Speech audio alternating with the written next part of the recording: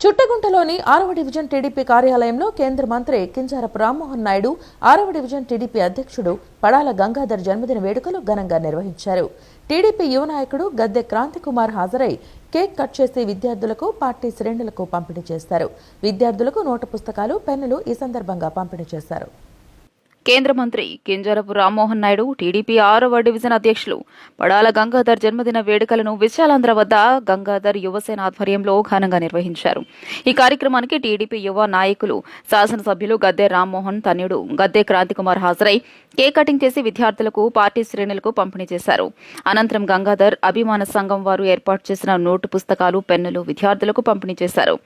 ఈ సందర్భంగా గద్దె క్రాంతికుమార్ మాట్లాడుతూ కింజారపు రామ్మోహన్ నాయుడు తన మిత్రుడని, పడాల గంగాధర్ తనకు సోదరుడు లాంటివాడు. ఈ ఇద్దరిది ఒకే రోజు పుట్టినరోజు కావడం, ఆ వేడుకలకు తాను రావడం నాకు ఎంతో సంతోషంగా ఉందన్నారు. రామ్మోహన్